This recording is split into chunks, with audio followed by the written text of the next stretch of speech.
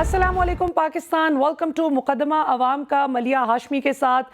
नाज़रीन, बहुत ही interesting political situation है इस वक्त। एक तरफ तो मुज़ाकरात की बात की जा रही है और मुज़ाकरात किए भी जा रहे हैं, जबकि दूसरी तरफ उन्हीं लोगों के खिलाफ मुकदमात बनाने का भी सिलसिला जारी है, उन लोगों को अदालतों में घसीटने का सिलसिला भी जारी है और उनके साथ जो निहत्ती बेगुनाह अवाम गाड़ियों में आ रही है उनको गाड़ियों से उठा कर गिरफ्तार करने का सिलसिला भी जारी है। जैसे आज हमने इस्लामाबाद में जो मनाजिर देखे, बहुत ही अफसोसनाक मनाजिर थे कि हमारी इस्लामाबाद पुलिस जिस तरह से पुरअमन शहरियों को, जिनके पास कोई डंडे सोटे पत्थर कुछ नहीं था, वो सिर्फ इमरान खान साहब के साथ जो लोग आए थे अदालत में उनके साथ इजहार यकजहती करने, वो सिर्फ अपनी गाड़ी में मौजूद थे और उन लोगों को गिरफ्तार किया गया। उनमें से कुछ लोगों को, जिनमें इमरान खान साहब का भांजा शेर शाह और कुछ दीगर लोग भी शामिल थे, फोटोग्राफर भी शामिल था। और ये दूसरी मरतबा हो रहा है कि ये खबर सुनने को मिली कि इमरान खान साहब के फोटोग्राफर को गिरफ्तार कर लिया गया। बाद अज़ां कुछ घंटे बाद एक वार्निंग देकर उन लोगों को छोड़ दिया गया। लेकिन सवाल यहाँ पर यह पैदा होता है कि आखिर ये किस किस्म का खौफ व हरास फैलाने की कोशिश की जा रही है। और फिर ये सबसे इम्पॉर्टेंट सवाल ये कि अगर एक तरफ इमरान खान साहब के साथ मुज़ाकरात किए बग़ैर अब निज़ाम को भी समझ आ चुकी है, उनकी जो हरीफ सियासी जमातें हैं जो मुश्तरका तौर पर इस वक्त मजमूई तौर पर हुकूमत में बैठी हुई हैं, उनको भी समझ आ गई है कि अवाम की राय अक्सरियती तौर पर इस वक्त इमरान खान साहब के हक़ में है, लिहाजा उनसे बातचीत करनी पड़ेगी। वो एक ऐसे इंपॉर्टेंट स्टेक होल्डर हैं कि जिनको इग्नोर नहीं किया जा सकता। तो फिर दूसरी तरफ इतनी जो जारहाना पॉलिसी है उसका फिर क्या जवाज़ है। तो ये ज़रा समझने की कोशिश करेंगे। ख्वाजा आसिफ साहब ने फ्लोर ऑफ द हाउस पर खड़े होकर शहबाज शरीफ साहब को भी बिल्कुल उसी तरह तसल्ली दी जिस तरह आपको याद होगा, बिल्कुल इसी तरह जैसे आपको याद होगा 2016 में जिस वक्त पैनामा केस सरफेस किया था, तो उस वक्त ख्वाजा आसिफ साहब ने पार्लियामेंट में खड़े होकर मियाँ साहब को भी यही तसल्ली दी थी, बड़े मियाँ साहब को, कि मियाँ साहब Panama is not an issue, लोग भूल जाएंगे पैनामा नू। ये एग्जैक्ट उनके अल्फाज थे। और उसके बाद आप सब जानते हैं मियाँ साहब डिस्क्वालीफाई भी हुए, ताहयात नाअहली का सामना करना पड़ा और बाद अज़ां नैब की जानिब से फिर उनको नैब अदालत की जानिब से सज़ा का भी सामना करना पड़ा। अब उसी तरह वो उसी पुरएतमाद अंदाज में शहबाज शरीफ साहब को भी तसल्ली दे रहे हैं कि शहबाज शरीफ साहब, प्राइम मिनिस्टर साहब, आपको अपनी कुर्सी बिल्कुल भी छोड़ने की ज़रूरत नहीं, ये 3-2 के फैसले पर आप बिल्कुल भी अपनी कुर्सी ना छोड़िए। तो प्रोग्राम का आगाज़ हम इसी नोट पर करेंगे। हमारे साथ मौजूद हैं पाकिस्तान के 2 मुमताज़ माहिरीन कानून, जनाब शुएब शाहीन साहब, किसी तारुफ के मोहताज नहीं, Islamabad high court bar association के साबिक सदर हैं आप, और अजहर सिद्दीक साहब, prominent advocate supreme court. Imran Khan साहब की बहुत से केसेस में आप नुमाइंदगी भी करते हैं और अवाम की नुमाइंदगी भी करते दिखाई देते हैं। बहुत से केसेस में अदालत में आप अवामी इंटरेस्ट के जो केसेस हैं उनके उसमें अवाम के हक में फ़ाइट करते नज़र आते हैं। दोनों मौजूद मेहमानों का बहुत बहुत शुक्रिया। शुएब शाहीन साहब, आपसे गुफ्तगू का आगाज़ करूँगी। फरमाइएगा, इस स्टेटमेंट को आप किस तरह से देखते हैं? ख्वाजा आसिफ साहब ने जो तसल्ली दी है प्राइम मिनिस्टर शहबाज शरीफ साहब को कि आप अपनी कुर्सी बिल्कुल भी ना छोड़ें, ये 3-2 के फैसले पर आप कायम रहें अपनी कुर्सी पर, इसकी कानूनी हैसियत क्या है? ख्वाजा आसिफ साहब की नीयत क्या है? ख्वाजा आसिफ साहब करीब तरीन समझे जाते हैं नवाज शरीफ के।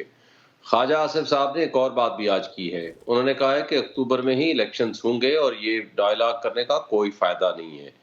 पर्पस उनका सिर्फ ये नहीं है कि ये मसला सेटल डाउन हो, मसला उनका ये है कि वो ये चाहते हैं कि शहबाज शरीफ साहब डिस्क्वालीफाई हो जाएं, शहबाज शरीफ साहब सजा याफ्ता हो जाएं और इनके दरमियान डायलॉग नामुकम्मल हो, ताकि वो पार्टी की सदारत से भी हट जाएं। उसके लिए मरियम नवाज के लिए रास्ता हमवार हो जाए और उसके साथ साथ वो ये भी चाहते हैं कि ताकि सियासी शहादत का इनको PMLN को मौका भी मिल जाए। ये इस इलेक्शन से तो फिर कुछ भी नहीं मिलना उनको, फ्यूचर के लिए उनके पास एक बयानिया डेवलप हो जाए कि हमारा टाइम मुकम्मल नहीं दिया गया और हमें अनसेरेमोनियल तरीके से वजारत उज़्मा से हटा दिया गया। एक तो इनका ऑप्शन ये है। जब तक दूसरी तरफ अगर आप जाएं तो देखें सुप्रीम कोर्ट ने कहा क्या है, वेरी सिंपल 2 क्वेश्चंस हैं। एक ये कि क्या 90 डेज में इलेक्शन होने चाहिए, ये आइन का तकाज़ा है। आर्टिकल 224 बड़ा वाज़ेह है, आर्टिकल 105 वाज़ेह है कि अगर असेंबली डिसॉल्व होगी तो उसकी मुद्दत है नॉट लेटर देन 90 डेज। आपने इंटरिम सेटअप बनाना है और पहले इलेक्शन की डेट देनी है, इलेक्शन कराना है और साथ ही आपने इंटरिम सेटअप बनाना है। इंटरिम सेटअप तो एक्सटेंशन ऑफ पीडीएम है दोनों सूबों में, पंजाब में भी और केपीके में भी, और उनके सारे काम वो कर रहे हैं, बल्कि उससे ज्यादा वर्स्ट कंडीशन में काम कर रहे हैं। और पीटीआई के खिलाफ जिस तरह की वो जबान, जिस तरह का अंदाज और जिस तरह का तर्ज अमल कि उनको क्रैश करने के लिए इस्तेमाल कर रहे हैं, तो मेरा ख्याल है कि वो पीडीएम से भी 2 कदम आगे चलेंगे। लेकिन इलेक्शन कराने के लिए वो तैयार नहीं है जिस मकसद के लिए वो आए हुए हैं। क्या सुप्रीम कोर्ट ने ये एक बात कही है, क्या कोई अनकॉन्स्टिट्यूशनल बात की है? दूसरा एक सवाल पैदा किया है उन्होंने और क्वेश्चन दिया है और डायरेक्शन दिया है, आर्टिकल 220 है। वो ये कहता है कि आर्टिकल 220 के मुताबिक तमाम इदारे पाबंद हैं इलेक्शन कमीशन को फैसिलिटेट करने के for the purpose of holding free and fair elections, जिसमें खजाना भी है, जिसमें टपरी भी है, सब कुछ है। ये 2 डायरेक्शंस दिए हैं सुप्रीम कोर्ट ने, इसमें अनकॉन्स्टिट्यूशनल एक्ट कौन सा आ गया? और क्या आगे जो पार्लियामान ने काम किया है, क्या पार्लियामान जो है वो ये काम कर सकती है कि वो सुप्रीम कोर्ट की जजमेंट को वो नलीफाई कर दे करारदादों के जरिए? वो मुमकिन नहीं है, सही, क्योंकि सुप्रीम कोर्ट की जो जजमेंट है वो फाइनलिटी अख्तियार कर चुकी है। बिल्कुल और ठीक। दूसरी बात इसके साथ बड़ी इंपॉर्टेंट है, क्या करारदाद या इनकी तकरीरें या पीटीएम की जमातों की गुफ्तगू और या ये बातें, क्या ये आइन से बालातर है? नहीं। क्या ये आइन की तरमीम तस्वर होगी 2/3 मेजॉरिटी के साथ? नहीं। क्या आइन सुप्रीम है या नहीं है? है। इसलिए कि आइन के ताबे हैं तमाम, पार्लियामान हो, एग्जीक्यूटिव हो, सुप्रीम कोर्ट ऑफ पाकिस्तान हो। तो ये असल एस्पेक्ट है जिसको पीडीएम की जमातें एक्चुअली ये माफिया की तरह बिहेव कर रही हैं। पहले उन्होंने जजेस को पहले भी मलाइन करने की कोशिश की 97 में, जजेस को तकसीम करने की कोशिश की और जजेस के ऊपर अटैक किया फिजिकली, और इस वक्त भी वो फिजिकली बिल्कुल अटैक कर रहे सही, हैं, बिल्कुल सही, भी कर रहे हैं, सही। अच्छा शोएब शाहीन साहब, मैं बिल्कुल मैं वापस आपकी तरफ आऊंगी। अब अजहर सिद्दीक साहब से भी मैं यही सवाल एक तो उनके आगे रखूंगी। अजहर साहब, आपने शोएब शाहीन साहब की कानूनी राय इस हवाले से सुनी। पहले तो आप ये बताइए कि आपका इस हवाले से क्या मौक़िफ़ है, do you agree with Shaheen साहब? और दूसरा एक और भी सवाल क्लब कर देती हूँ जो फिर मैं शाहीन साहब से भी पूछूंगी, शोएब शाहीन साहब से, कि ये जो अभी कल माशाल्लाह शहबाज शरीफ साहब ने एतमाद का वोट लिया है और बड़ी खुशी से ऐलान किया गया कि जी 180 वोट ले लिए गए हैं, जिसको फवाद चौधरी ने फ़ौरन चैलेंज किया। उन्होंने कहा कि पीटीआई के जो अरकान हैं जो मुनहरिफ हो गए उनके तो वोट काउंट ही नहीं हो सकते, और obviously he has a very valid reason to say so, because इस बात को सपोर्ट करता है अदालत का फैसला। अब आप ये बताइएगा कि इसकी कानूनी हैसियत क्या है फिर इस एतमाद के वोट की, क्योंकि कल को जब सुप्रीम कोर्ट में प्रोसीडिंग्स आगे चलेंगी तो जाहिर है वहाँ पर कोई अपने नैरेटिव की बेस बनाने के लिए ही कल ये कदम उठाया गया है। क्या कहिएगा? बहुत शुक्रिया मलिहा। ये बेसिकली डेथ ट्रैप था और ये कह सकती हैं कि इसमें मेरा भी हाथ है। अच्छा, मेरा हाथ इस तरह से है, हाँ मैं बता देता हूँ। शेख रशीद साहब की तरफ से सदर पाकिस्तान को आइन के आर्टिकल 91 सब आर्टिकल 7 के तहत मैंने कहा था इत्मीनान का वोट इनको कहें लेने का, और उसकी लॉजिक और रीजनिंग बड़ी वाज़ेह है। इलेक्शन कराने हैं 90 दिन के अंदर, और ये लाहौर हाई कोर्ट का फैसला है 10 फरवरी का, सुप्रीम कोर्ट का बाद का फैसला है। ये कंफ्यूज करने की कोशिश करते हैं, उसके लिए पैसे दे रहे हैं। और ये कौन होती है वफाकी हुकूमत पैसे रोकने वाली? ये सरकार का काम है।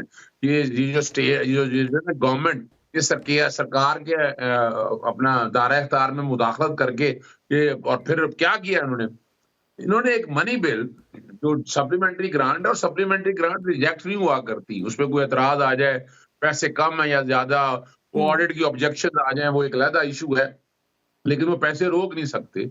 और जो हुकूमत मनी बिल ना पास करा सके वो अक्सरियत खो देती है, और यही वो सवाल था जिसे ये अक्सरियत इन्होंने खो दी है। ये एतमाद का वोट लें। अब जो इजलास बुलाया गया, पहली तो बात है इजलास वो गैर कानूनी है, और इसका एतमाद का वोट आप कह नहीं सकते हैं। एतमाद का वोट ये थोड़ा होता है, एतमाद का वोट तो सदर ने कहना लेना, अपने तय जब बैठ के करारदाद ले ले और करारदाद के हक में आप लोग खड़े करा दें। और दूसरी जो बड़ा सीरियस इशू है कि वहां जितने भी आपने, और ये अब एतमाद का वोट लेना होता है ना, ये इस तरह गिन के वोट नहीं होता है। ये आपको आपको आपको जो दरवाजे हैं, जो दो तरफ से वहां से पास करना होता है, बिल्कुल। वहां नंबर लिखे जाते हैं बाकायदा। और इसीलिए तो मैं ये सवाल मैंने उठाया सबसे पहले कि आपने जो मुनारफ अराकीन है, और ये डर इसलिए नहीं है कि आर्टिकल 63 उसी का सहारा लेना चाह रहे हैं। बिल्कुल। अच्छा, क्यों सहारा लेना चाह रहे हैं?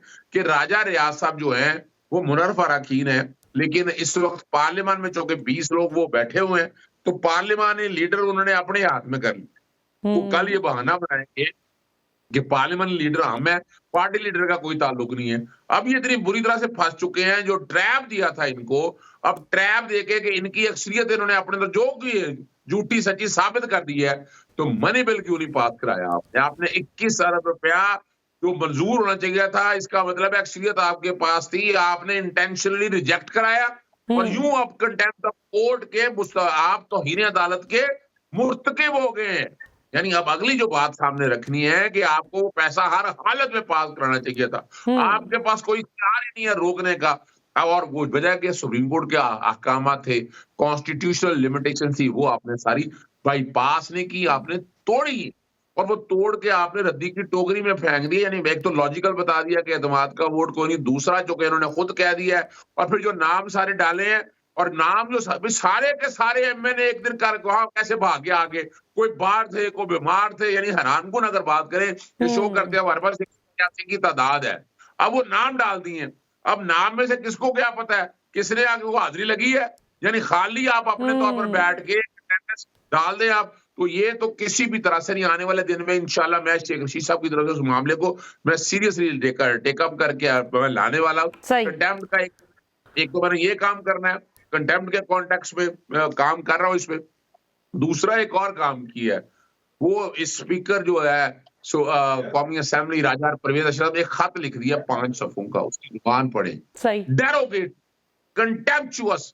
और वो यानी वो अच्छा वो तहरीरी तौर पर कह रहे हैं कि फैसला 4-3 का है। या आप अंदाजा लगा लें कि उन्होंने एडमिशन कर लिया, फिर वो कराता जिक्र कर रहे हैं, पैसा रोकने का जिक्र कर रहे हैं। अब इनको ये रिफ्यूज नहीं कर सकते कि आर्टिकल 69, ये इन्होंने एक बाकायदा खत आउट कर दिया है, लीक कर दिया है, और शेख रशीद साहब की तरफ से मैंने वो तैयार कर लिया है। हो सकता है मैं सुबह तक वो बाकायदा इनको नोटिस दे दूं कि आपके खिलाफ राजा परवेज अशरफ के अगेंस्ट तौहीन अदालत की कार्रवाई शुरू करने का इरादा हूं। आप पहले बताएं ये किस ड्राफ्ट किया, कैसे किया, आपके दस्तखत भी हैं, ये ना कल मुकर जाए ना कि यहाँ बैठकर वो भी आ जाए। अब आखिर में जो बात जो मैं आपके सामने रखना चाहता हूं, देखिए कॉस्ट यहाँ आइन टूट गया है। कैसे? आर्टिकल 4-5 की वायलेशन है, 90 दिन में इलेक्शन नहीं करवाया आपने, चले सुप्रीम कोर्ट ने एक्सटेंशन दिया आपको, वो भी तोड़ दिया आपने। इलेक्शन कमीशन ने इनकार कर दिया, साफ इनकार कर दिया। 189, 190 के तहत तौहीन अदालत की अलग कार्रवाई। और मैं आखिर में एक बात बताता चलूं, मेरे लिए दुख और अफसोस का मकाम है। मैं यूं कहता हूं कि यहाँ पाकिस्तानी कम्युनिटी से मेरी मुलाकात हुई, मैं आजकल यूके में हूँ, मैनचेस्टर में था, तो वो तो कहते हैं कि ये जो काम इलेक्शन कमीशन है, ये तो एक बायस, यानी ये सारा काम जो सुप्रीम कोर्ट कर रही है, इनके आर्टिकल 2 के तहत इलेक्शन कमीशन को करना चाहिए था।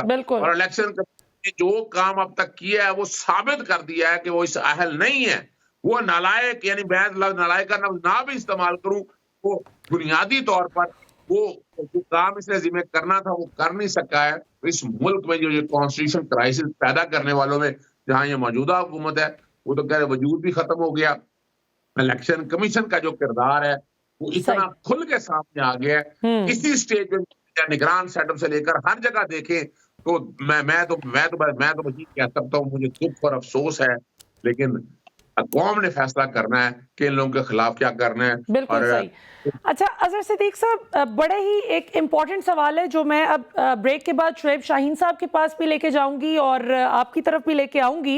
इफ्तिखार चौधरी साहब की जो रीइंस्टेटमेंट थी वो एक एग्जीक्यूटिव ऑर्डर के थ्रू हुई थी, उसको बुनियाद बनाकर क्या मौजूदा चीफ जस्टिस उमर अता बंदयाल साहब को ये जो प्रेशराइज करने की इधर उधर से खबरें चलवाई जा रही हैं, बातें की जा रही हैं, और इस्तेहकाक कमेटी का भी बड़ा जिक्र किया जा रहा है कि जी 3 जजेस के नाम भेजे जाएंगे, इस हवाले से आप दोनों की जो कानूनी माहिरीन के तौर पर राय है वो लेनी बहुत ज़रूरी है। नाज़रीन, यहाँ पर वक्त तो एक शॉर्ट कमर्शियल ब्रेक का, ब्रेक से वापस आते हैं तो ये बहुत अहम सवाल, दीगर भी कई सवालात अपने मौजूद मेहमानों के सामने रखते हैं आफ्टर द ब्रेक।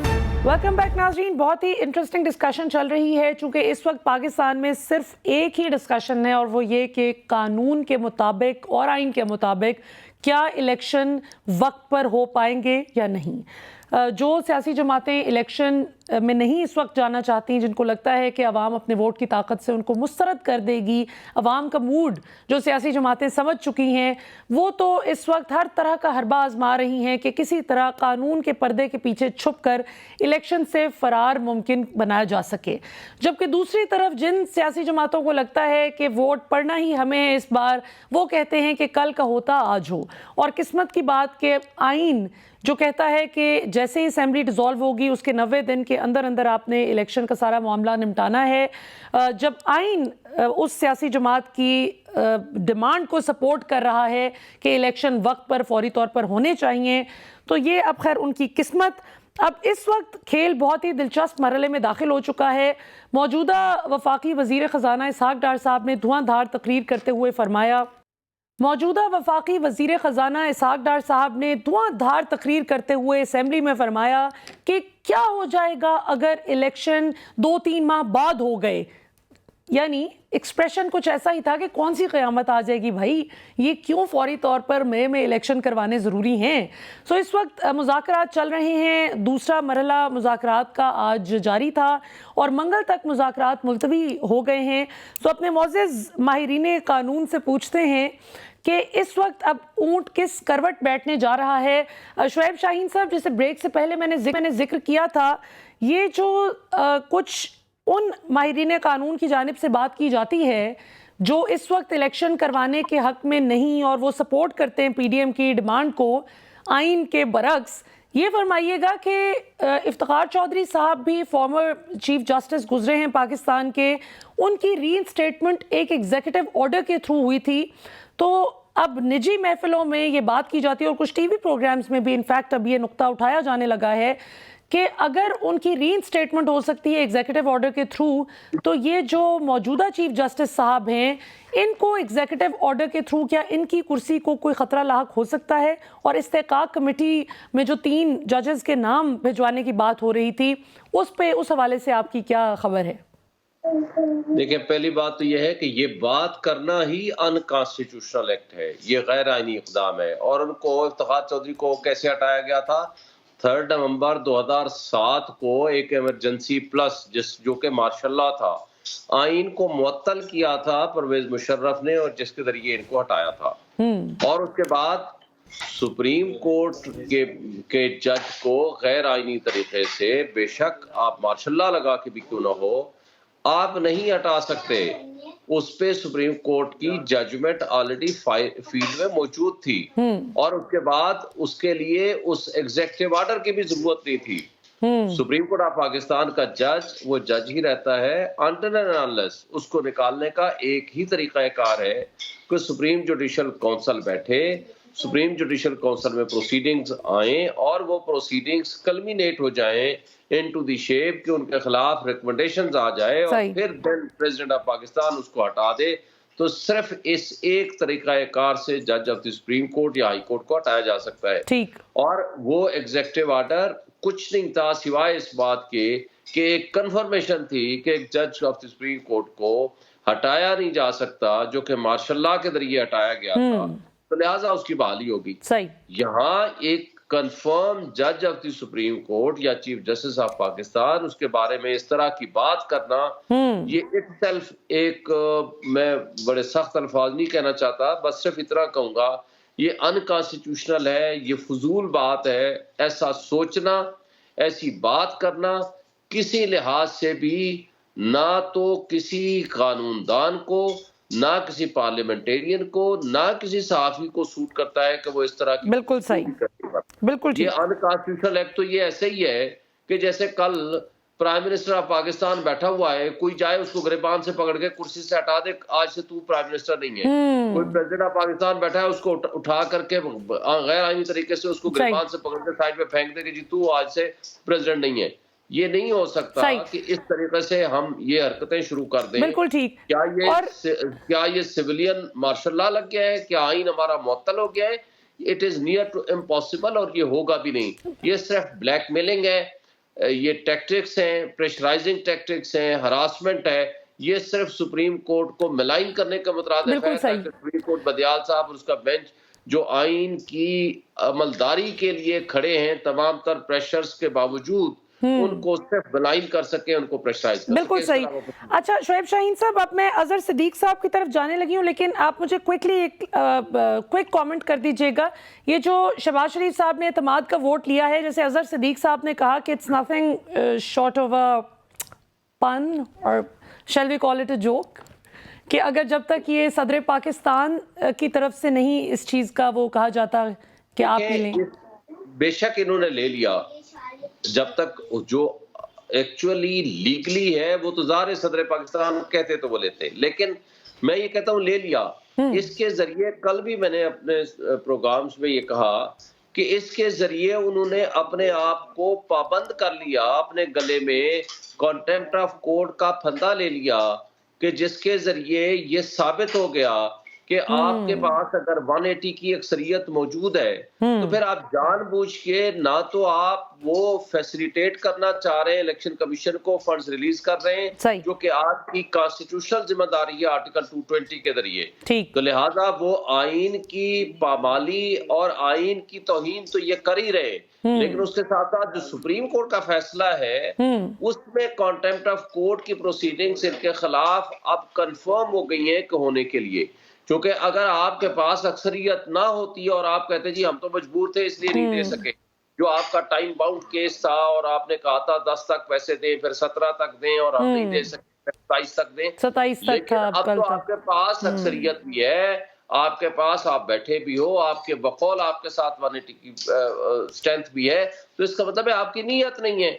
जब नीयत नहीं है तो फिर मीनिंग देयर बाई, और उसके लिए ये मनी बिल की सूरत में या सप्लीमेंट्री ग्रांट की सूरत में वहां ले जाना भी जरूरी नहीं था। उसमें लिखा हुआ है कि आप उसके लिए जो भी फंड्स होंगे आप देंगे, क्योंकि इलेक्शन कमीशन के जो अखराजात होंगे वो कंसोलिडेटेड फंड से देने की गवर्नमेंट पाबंद है। बिल्कुल। तो उसके बाद जो नहीं करेंगे तो it is clear contempt of court, और मैं समझता हूँ कि इनके खिलाफ एक्शन होना चाहिए। बिल्कुल ठीक। अजहर सिद्दीक साहब, आपकी इस हवाले से क्या राय है? और ये जो 27 तारीख तक सुप्रीम कोर्ट ऑफ पाकिस्तान ने एक डेट दी थी कि इस तक फंड्स भी रिलीज कर दिए जाएं और इलेक्शन कमीशन रिपोर्ट जमा करवाए, वो रिपोर्ट जमा करवा के भी उन्होंने वो माजूरी जाहिर कर दी कि जी फंड्स हैं ही नहीं, मिले ही नहीं, और बड़ी लंबी चौड़ी वो जो है दुखी दास्तान सुनाई गई है। तो आपकी इस हवाले से क्या राय है? और ये इफ्तिखार चौधरी साहब की जो एग्जीक्यूटिव ऑर्डर के थ्रू रीइंस्टेटमेंट का हवाला कई माहिरीन कानून दे रहे हैं, जिस पर आपने रिस्पॉन्स सुन लिया शोएब शाहीन साहब का, what's your take on the matter? देखिए, जहां तक तो आईने पाकिस्तान 1973 का नफाज है, अमलन तो आईने पाकिस्तान 1973 का नफाज ये चाह नहीं रहे। आर्टिकल 179 बड़ा क्लियर है, किसी भी जज को रिटायर करना हो या हटाना हो, यानी एक तो आर्टिकल 209 के तहत है ना, 209 के तहत है, आप जाएं प्रोविंशियल काउंसिल में रेफरेंस दें, उसके अलावा आप निकाल ही नहीं सकते किसी जज को। और ये बात प्रिंसिपली सेटल हो गई थी इफ्तिखार चौधरी साहब के केस में भी, और रिसेंटली जस्टिस काजी, हालांकि मैं जस्टिस काजी फाइसा के केस से इतफाक नहीं करता, और 179 है जी 65 साल एज मुकर्रर करता है, उससे पहले आप निकाल ही नहीं सकते। यानी नेचुरल डेथ जो है, जहां आप खुद ब खुद हट जाएंगे, वो 65 साल की एज है। तो 65 साल की एज गालिबन 23 सितंबर 2023 को जनाब चीफ जस्टिस उमर अता दयाल साहब की पूरी हो रही है। उससे पहले ख्वाब जरूर देखते रहे, वो देखते रहेंगे ख्वाब, वो तो अपनी जगह पर कायम है, वो रहेंगे और उसके मुताबिक होगा। फिर वो जो है ना, वो supreme court practice and procedure act को बयान बना के जनाब ऑटोमेटिकली 2 जज उठेंगे, 2 जज उठ के कमीशन बनाएंगे, भाई वो तो सस्पेंड है, और 8 मेंबर बेंच ने, जो हमने फाइल किया था, मेंबर बेंच ने वो सस्पेंड कर दिया। तो ख्वाब देखना अच्छी बात है, और ये ख्वाब देखते रहते हैं, बुरी बात नहीं है। और बल्कि इनको चाहिए कि दिन की बजाय ना ये दोपहर बाहर धूप में बैठकर ना वो ख्वाब देखा करे, वो बड़े अच्छे ख्वाब होंगे। अब आते हैं अगली बात की तरफ। वो देखिए, अब 2-3 चीजें बड़ी अहम है। सुप्रीम कोर्ट का फैसला तो वायलेट हो चुका है, अब बल्कि मैं तो लाहौर हाई कोर्ट में भी फैसला जो 10 फरवरी का है, 90 दिन का, वो वायलेट हो चुका हुआ है। वो लाहौर हाई कोर्ट जो कह रहे हैं ना कि जनाब 4 मेंबर 3 मेंबर ये होना चाहिए, वो क्या होना चाहिए भाई? लाहौर हाईकोर्ट के सिंगल जज ने यह फैसला किया था कि 90 दिन में इलेक्शन होना चाहिए। अब और मौजूद है। अब क्या है, अब supreme court is playing very intelligently. जैसे सेक्रेटरी फाइनेंस को कहा, गवर्नर स्टेट बैंक को बुलाया, बिल्कुल स्टेट बैंक ने आके बता दिया कि 1296 अरब रुपया पड़ा हुआ है। सही। सेक्रेटरी फाइनेंस को बुलाया। अब तो अगला जो काम है, यानी जहां जो ये समझ बैठे हैं ना कि पार्लियामेंट के करारदाद पास करा के हम पीछे छुप जाएंगे, एक गैर कानूनी काम करे, गैर आईनी, यानी रिक्वायरमेंट ही नहीं है कि आप करारदाद पास करें। बिल्कुल। जो कसूरवार है ना तौहीन अदालत का, जैसे मैंने आपको बताया, इन्होंने एतमाद का वोट लेके अब इसको इसके साथ मिलाकर पढ़ लें तो आपने आर्टिकल 204 के तहत कंटेम्प्ट ऑफ कोर्ट कर दी है आप लोग। और ये यूसुफ गिलानी को भी घर भेजा था 2012 के अंदर। बिल्कुल। तो इनको भी घर भेजना है। लेकिन अच्छा, वैसे अजहर सिद्दीक साहब ये बताएं, मैं आपसे अगला सवाल यही करने वाली थी कि यूसुफ रजा गिलानी साहब भी तो इसी तरह कंटेम्प्ट ऑफ कोर्ट की ही पादाश में उनको घर जाना पड़ा था, लेकिन उस वक्त हमने कभी पीपल्स पार्टी को इतना स्ट्रांगली रिटेलिएट करते और सुप्रीम कोर्ट को इस तरह से चैलेंज करते नहीं देखा। जिस तरह अभी बिलावल साहब की आप तकरीरें उठा के देख लें, कल परसों जिस तरह से आपने देखा कि वो माशाल्लाह जितनी धुआंधार तकरीर फरमा रहे थे, और मैं हैरान हूँ कि for such a junior politician like Bilawal Zardari साहब, वो जब इस तरह की टोन में बात करें और अल्फाज का चुनाव ऐसा हो कि जी आप पीटीआई की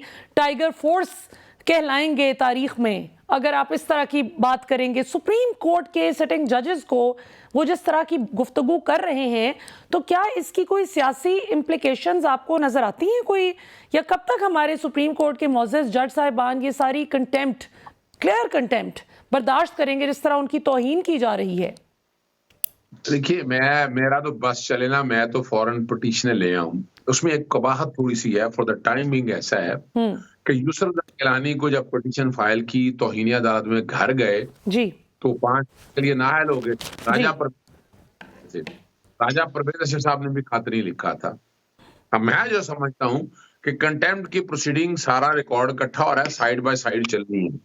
अभी ये 90 दिन के अंदर इलेक्शन कराना, टॉप प्रायोरिटी वो है। इम्प्लीमेंटेशन आर्टिकल 189 और 190 को सामने रखते हुए अब अगला जो है ना, अगला ये कंटेम्प्ट अगर करनी है ना, तो मैं तो गुजारिश करूंगा कि ये secretary finance, governor State Bank, secretary defence, इन तीनों के अगेंस्ट और इलेक्शन कमीशन ऑफ पाकिस्तान के अगेंस्ट, क्योंकि नाकामी इलेक्शन कमीशन ऑफ पाकिस्तान की है कि ये जो इख्तियार है, यानी इलेक्शन कमीशन तो अगर ना है, जैसे मैं कहता हूं कि ये आप देखें निगरान सेटअप किसका लगाया हुआ है, उनका लगाया हुआ है। कोई एक काम बता दें, यानी अभी बैठ के कोई एक ऐसा काम पता लगे कि इलेक्शन कराने के लिए आप तैयार हैं, आपने लगे, आप तो पहले दिन से कह रहे हैं, लाहौर हाईकोर्ट में आपने कहा कि जनाब हमने डेट नहीं देनी है, ये रिकॉर्ड की चीजें हैं जब सामने आई ना। अब जो मैं समझता हूं कि यहाँ सुप्रीम कोर्ट को एक्सपेक्टेड है कि मंडे को हियरिंग लगेगी, चूंकि आज ऑर्डर नहीं माना गया है, इलेक्शन कमीशन ये भी कह दिया कि 14 मई को इलेक्शन ही होगा। सुप्रीम कोर्ट को इन सब एग्जीक्यूटिव ब्यूरोक्रेसी डरी हुई है, ये मैं बता दूं आपको, मेरी इनसे बात हुई है, वो डरे हुए हैं कि सारे मामले में हम फंस रहे हैं और वो नहीं। और वो जिस दिन आपने नोटिस किया कंटेम्प्ट का सुप्रीम कोर्ट ने, उसी दिन ये 21 अरब रुपया भी रिलीज हो जाएगा, उस दिन पैरामिलिट्री फोर्सेस भी और सारी सिक्योरिटी का सारा कुछ हो जाएगा। आज मार्क कर लीजिएगा मेरी बात को। अब ये सुप्रीम कोर्ट थोड़ा सा रेस्ट्रेन शो कर रही थी, अब मौका नहीं है, अब बातें बड़ी हो रही हैं, बिल्कुल बहुत। अब और ये दूसरा देखना, अब मुज़ाकरात देख लें कि मुज़ाकरात भी एक हनी ट्रैप है। मैं बता दूं आपको, मैं बड़ा क्लियर हूँ। हनी ट्रैप क्या है, क्या टॉपिक दे कह रहे हैं कि आप हमारे साथ बैठ के आईनी तरमीम करते हैं, सारे एमएनए वापस आ जाएंगे, इकट्ठी आईनी तरमीम करते हैं। अब वो आईनी तरमीम में कहेंगे जी बजट पहले पास करते हैं, यानी पहले तो इनका अपना ये इलेक्शन, पंजाब का इलेक्शन साइड में फेंक दें, आप आ जाए जून में हम इलेक्शन कराएंगे, सॉरी जून में बजट पास करेंगे, जुलाई में आकर तरमीम करेंगे। अच्छा तरमीम कर ली तो इलेक्शन तो आपने आगे निकाल दिया, अब वो नए डेटें लेनी है, अगर नया करना है फिर आप कोर्टों में जाएंगे, फिर वो क्या करेंगे, वो अपनी असेंबली तहलील करनी है ना उन्होंने, जो 12 अगस्त को है, उसको 1 साल के लिए एक्सटेंशन देंगे। याद रखिएगा मेरी बात, ये मैं आज भी बड़ा क्लियर हूँ, पाकिस्तान तहरीक इंसाफ को मई से आगे इलेक्शन नहीं लेके जाने चाहिए, उन्हें पंजाब के इलेक्शन करवा लेने चाहिए। पंजाब के इलेक्शन अगर उन्होंने करवा लिया तो उनकी जीत होगी। अच्छा शोएब शाहीन साहब, अजहर अजहर सिद्दीक साहब कहते हैं कि पीटीआई को मई तक इलेक्शन करवा लेने चाहिए, लेकिन अगर ये पीटीआई पे होता कि उन्होंने डिसाइड करना है तो फिर तो शायद वो 90 दिन के अंदर अंदर करवा लेते, 90 दिन से 91 दिन भी ना होने देते। लेकिन मसला ये है कि जिस इलेक्शन कमीशन ने करवाना है और जिनका काम है कि सुप्रीम कोर्ट ऑफ पाकिस्तान के हुक्म पर मनोअन अमल करें और आईन पाकिस्तान पर अमल करें, कोई सुप्रीम कोर्ट के सर पे तो एहसान नहीं है अगर आप इलेक्शन करवाते हैं उनकी सेट डेट के मुताबिक। तो ये फरमाइएगा कि अब आपको इलेक्शन क्या होते हुए नज़र आ रहे हैं उस टाइम फ्रेम में, या जिस तरह आज खान साहब ने गैर रस्मी गुफ्तगू करते हुए कमरा अदालत के बाहर कहा कि अगर सितंबर अक्टूबर तक लेकर जाना है इलेक्शन को तो फिर कोई ज़रूरत नहीं है, कोई पॉइंट नहीं है फिर इस किस्म के डायलॉग का, मुज़ाकरात का। देखिए, बिल्कुल ठीक कहा है खान साहब ने। मुज़ाकरात किस लिए हो रहे हैं? मुज़ाकरात सिर्फ इसलिए हो रहे हैं कि देखें, दो चीज़ें बड़ी अहम हैं। एक तो ये है कि जब पब्लिक एक चाह रही है कि ये इलेक्शन वक्त से पहले हूँ, जल्दी हूँ और पॉलिटिकल स्टेबिलिटी आए और मुल्क के मफाद में जो गवर्नमेंट आए, स्ट्रॉन्ग गवर्नमेंट हो, जो कि नज़र आ रही है पीटीआई की गवर्नमेंट होगी, तो वो काम करें ताकि मुल्क के गरीब लोगों का भला हो और मुल्क के मसाइल जो है वो हल हो सकें। ज़ाहिर उस कंटेक्स्ट में अगर आप देखें तो लोगों की एक ख्वाहिश है कि अगर मुज़ाकरात के जरिए ये पॉलिटिकल टेम्परेचर और ये जो मामलात है अगर हल हो सकते हैं तो इसमें कोई अर्ज नहीं है। और इसी तरह सुप्रीम कोर्ट की ख्वाहिश थी कि ये इसमें डायलॉग किया जाए, पहले दिन से ख्वाहिश थी। अब अगर ये डायलॉग से भाग जाती है पीटीआई तो इनके लिए बड़ा डिफिकल्ट हो जाएगा कि ये पब्लिक को भी फेस करे, सुप्रीम कोर्ट को भी फेस करे। लेकिन अपनी शराइत पे ये बैठें, आइन के मुताबिक ये काम करें और आइन की इम्प्लीमेंटेशन के लिए अगर 2 दिन 4 दिन में ये बात फाइनलाइज करने में कामयाब हो जाते हैं कि अगले 2-3 दिन छुट्टियां आ गई हैं, इन्हीं छुट्टियों में ये अगर किसी हाँ या ना करने में कामयाब हो जाते हैं तो it will be a good decision on their behalf PTI के, ताकि ये ना तस्वुर हो कि ये फ्लेक्सिबिलिटी इनमें नहीं है, इसमें सियासतदानों वाली बात नहीं है। हालांकि इसमें देखें ये क्या मांग रहे हैं पीटीआई या सुप्रीम कोर्ट ने क्या कहा है, वेरी सिंपल, एक सेंटेंस में आइन के मुताबिक इलेक्शन करा दो, दैट्स ऑल। ये सबकी जिम्मेदारी है, जो इसको वायलेट करेगा it amounts to subversion of the constitution. तो आप सबवर्ट करने जा रहे हैं अगर कोई कॉन्स्टिट्यूशन और उसका साथ कोई देगा तो ये अनकॉन्स्टिट्यूशनल एक्ट होगा। और अगर जो आइन की बहाली और आइन की अमलदारी के लिए सुप्रीम कोर्ट कहे या कोई इदारा कहे या कोई मुतालबा करे, ये रूल ऑफ लॉ है, ये बेसिकली सुप्रीमेसी ऑफ कॉन्स्टिट्यूशन है, इसमें तो कोई इबहम नहीं है। और खान साहब ने बिल्कुल ठीक कहा है कि अगर ये इस तरह नहीं करते और इस संजीदगी का मुजाहरा नहीं करते जो अगले 2-3 दिनों में पता चल जाएगा, तो नेचुरली ही फिर सुप्रीम कोर्ट ने अपना जो है वो जो फोर्स है वो इस्तेमाल करनी है, उनकी सॉफ्ट फोर्स है।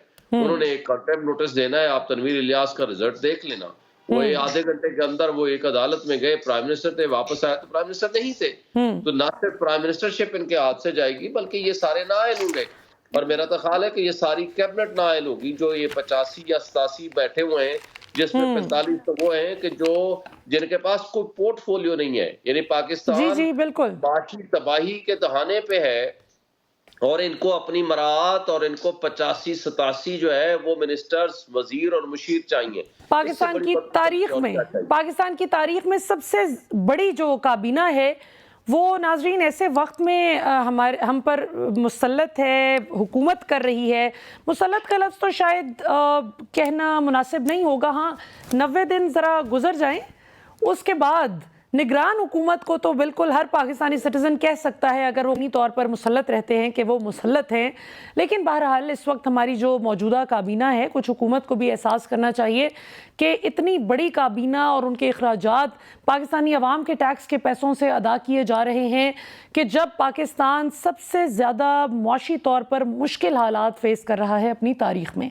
अब यहाँ पर वक्त हुआ है नाज़रीन एक शॉर्ट कमर्शियल ब्रेक का। ब्रेक के बाद वापस आएंगे तो आखिरी एक क्विक क्वेश्चन है जो दोनों मौजूद मेहमानों से करना है, और वो सवाल है साबिक वज़ीर आज़म इमरान खान साहब से मुतल्लिक। बहुत अहम सवाल है, कहीं ना जाइएगा, stay tune, see you after short. Welcome back नाज़रीन, आखिरी सेगमेंट है और एक बहुत ही अहम सवाल हमने आखिरी सेगमेंट के लिए छोड़ रखा था जो हम अपने दोनों मौजूद मेहमानों से पूछेंगे।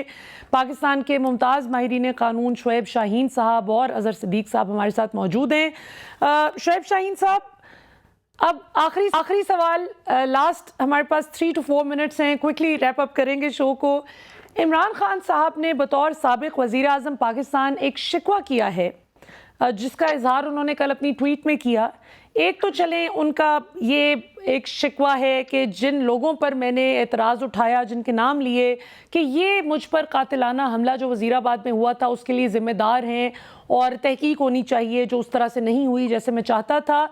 और जुल्म की इंतहा ये कि तमाम तर जो एजेंसीज़ की रिपोर्ट्स हैं, जो वज़ारत दाखिला ने ख़ुद कहा, बरमला वज़ीर दाखिला जनाब राना सनाउल्लाह साहब ने भी इसका इजहार किया कि इमरान खान साहब की जान को ख़तरा है। इसके बावजूद उनको वीडियो लिंक की बजाय बाकायदा हाज़िरी के लिए बुलाया जाता है और फिर जब हाज़िरी के लिए बुलाया जाता है तो गाड़ी भी अंदर नहीं ले जाने दी जाती और उसके बाद उनको पैदल जाना पड़ता है। ज़ाहिर है वो पब्लिक एक्सपोजर जितना ज़्यादा होगा उतना ख़तरा बढ़ जाएगा। आप इस हवाले से क्या कहेंगे कि इस सूरत हाल में इमरान खान साहब की इस एप्रीहेंशन को किस तरह से एड्रेस किया जा सकता है? देखें, आपने बड़ा इंपॉर्टेंट क्वेश्चन रेज किया है कि ये बहुत भारी जिम्मेदारी है अदलिया की। अदालतों के सामने पहले भी आप देखें, ये माजी में जाए बगैर इमरान खान साहब के ऊपर कातलाना हमला हुआ और अल्लाह ने उनकी जिंदगी रखी थी बच के, क्योंकि गोली की कोई आंख तो होती नहीं है कि इस नीचे लगनी है, ऊपर लगनी है, किस साइड पे लगनी है। अल्लाह ने उनको जिंदगी रख ली, वो बच गए। आज कातलाना हमला होने के बाद आज उनको अब उनकी जो मुखालिफ तरीन शख्स है इंटीरियर मिनिस्टर और इंटीरियर मिनिस्ट्री, वो खुद एक से जायद मरतबा उनको लिख के दे चुके हैं कि आपकी जिंदगी को खतरा है, बिल्कुल पब्लिकली भी और खुफिया तरीके से भी। अब अदालतों की जिम्मेदारी है कि जो एक वीडियो लिंक की फैसिलिटी आप उस मुल्जिम को, जो नवीद है इनका, जो मुजरिम है जिसने कातलाना हमला किया है इसके ऊपर, उसको अवेलेबल है, लेकिन उस शख्स को अवेलेबल नहीं है जिसकी जिंदगी को खतरा है। तो मीनिंग दियर भाई, और फिर ये इसमें ये नहीं है कि कोई ये नहीं हो सकता। सुप्रीम कोर्ट ने, आपको याद होगा, परवेज मुशर्रफ के केस में ये फैसला दे दिया था कि जनाब आप फर्द जुर्म भी आयद करनी है तो आप वीडियो लिंक के जरिए कर लें, और अगर आप वीडियो लिंक नहीं भी अवेलेबल है तो आप वकील की मौजूदगी में कर लें। बिल्कुल। तो आप ये फैसिलिटी आप एक ऐसे शख्स से छीन रहे हो जो पाकिस्तान का साबिक प्राइम मिनिस्टर सिर्फ नहीं है और एक सबसे बड़ी पॉलिटिकल पार्टी का सरबराह है, और पाकिस्तान की वाहिद फेडरेशन की पार्टी है जिसकी तमाम सूबों में नुमाइंदगी है। 2 सूबों की असम्बलियां उन्होंने अभी रिजॉल्व की हैं, सेंट्रल में उनकी हुकूमत थी, और उसके अलावा तमाम 4 सूबों में, जीबी में और कश्मीर में उनकी हुकूमतें थी और हैं या उनकी रिप्रेजेंटेशन है। तो वाहिद फेडरेशन की पार्टी है, और अगर उसको ये फैसिलिटी आप नहीं देते, खुदा ना खास्ता कोई फ्यूचर में सैप होता है, विल बी रिस्पॉन्सिबल। क्या हमारी अदालतें रिस्पॉन्सिबल होंगी? क्या हमारा निज़ाम इंसाफ इसको बर्दाश्त कर सकता है? क्या निज़ाम इंसाफ ने ये नहीं देखा माजी में बेनज़ीर भुट्टो की शहादत हुई है? क्या माजी में इन्होंने नहीं देखा लियाकत अली खान की शहादत हुई है? बिल्कुल सही। क्या इन्होंने माजी में जो सिचुएशन रही है हमारे मुल्क की, बशीर बलोर, कई लोग हमारे शहीद हुए, जी बिल्कुल, क्या ये परवेज मुशर्रफ पे अटैक नहीं हुआ था? तो इन हालात में मेरा ख्याल है प्रैग्मेटिक होकर सोचना चाहिए, रियलिस्टिक अप्रोच रखनी चाहिए, और वाकई देखें कानून और आईन बनते हैं लोगों की प्रोटेक्शन के लिए, पब्लिक एट लार्ज को फैसिलिटेट करने के लिए, ना कि वो आईन और कानून लोगों के फंडामेंटल राइट्स के रास्ते में रुकावट बनने के लिए नहीं होते। इसलिए हमें एक प्रैक्टिकल सोच के साथ, पॉजिटिव सोच के साथ हमें टेक्नोलॉजी का इस्तेमाल करना चाहिए। बिल्कुल सही, बहुत शुक्रिया। अजहर सिद्दीक साहब, your last comment on the matter. आपने सवाल तो सुन ही लिया, क्या कहिएगा? एक बात तो बड़ी वाज़ेह है, मैं तो इस सारे मामले में इलेक्शन कमीशन को कसूरवार ठहराता हूँ। यानी निगरान हुकूमत आ गई है, 86 पर्चे दे दिए, उधर से इस्लामाबाद पुलिस ने जो 23 किलोमीटर की है, कोई तकरीबन 46 पर्चे उन्होंने दे दिए। कोई साफ शफाफ कराने के लिए आप तो उसे घर बांध के रख दिया आपने। यानी इमरान खान साहब इलेक्शन लड़ना है, वो सारा प्रोसेस देखना है, ये तो रुकवाना इलेक्शन कमीशन था। इलेक्शन कमीशन ने अगर नोटिस लिया होता तो ये मसाइल ना होते। फिर दूसरी बात जो है कि यहाँ हमारी अदालतों को भी सोचना है। हम बार बार कह रहे हैं, ज़मान पाक के अंदर ऑपरेशन, जिस तरह ऑपरेशन हुआ, फिर हम लेकर गए, वो एक अलग बात है, फिर दोबारा ईद के अंदर दोबारा ऑपरेशन करना था, मैं ले गया, बल्कि जज साहब ने कहा नहीं जुर्माना करते हैं दादा। यानी ये सोचने वाली बात है कि बुनियादी हक के तहफ़्फ़ुज़ के लिए और वीडियो लिंक में हर्ज किया। मैं तो समझता हूँ इसमें एग्जम्पशन दे देनी चाहिए वैसे ही अदालतों को बता देना चाहिए कि जब तक इलेक्शन नहीं होता उस वक्त तक ये इमरान खान साहब के अगेंस्ट कोई काम नहीं चलेगा। और हर कोर्ट को ये चाहिए कि अगर अगर वो वीडियो लिंक पे नहीं फैसिलिटी देना चाहते सही। तो एटलीस्ट उनका अभी इस्लामाबाद हाईकोर्ट ने 3 मई के लिए फिर बुला लिया है।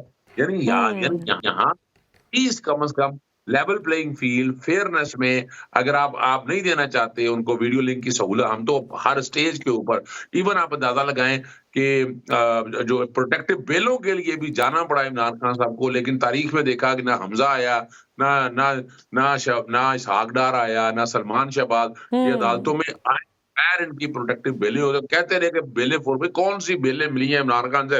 इमरान खान के साथ तो कोई एक्स्ट्रा ऑर्डिनरी, किसी अदालत ने हमारे साथ कोई एक्स्ट्रा ऑर्डिनरी काम नहीं किया। बिल्कुल सही। मौका आ गया है कि इस वक्त जो है इलेक्शन कमीशन को स्टेप इन होना चाहिए और वफाकी हुकूमत की पूछगिछ होनी चाहिए कि ये जो पॉलिटिकल विक्टिमाइजेशन हो रही है तो फिर अदालतों हटकर इस सारे मामले में सीरियस आनी चाहिए, चाहे एग्जम्पशन दे दें या जो है ना वीडियो लिंक पे इजाजत दे दें इस बार।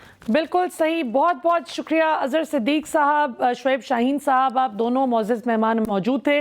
नाज़रीन, आपने आज का प्रोग्राम देखा, फीडबैक देना ना भूलिएगा। आज के लिए इतना ही। इंशाल्लाह आपसे कल रात 8 बजे फिर मुलाकात होगी। पाकिस्तान जिंदाबाद।